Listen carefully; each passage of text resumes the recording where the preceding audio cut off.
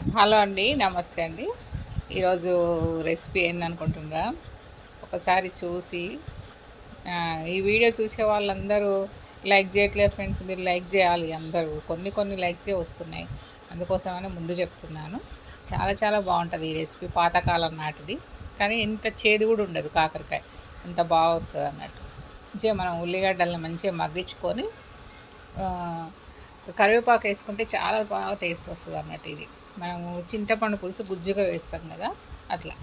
కాకరకాయ ముక్కల్ని మన ఇష్టం అండి, అది కొంచెం దొడ్డుగా కోసుకోవచ్చు, సన్నగా కోసుకోవచ్చు, మన ఇష్టం. అది మంచిగా మనం సిమ్లో పెట్టి కలుపుకుంటూ దాన్ని మగ్గించుకోవాలి. మంచిగా ఉడికిన తర్వాత ఉప్పు కారం వేసుకొని ఆ తర్వాత మనం చింతపండు ఎంత పోసుకోవాలో మనం కాకరకాయలని బట్టి పోసుకోవడం. అవి చూడండి, అంతే. నేను కొంచెం వేసాను.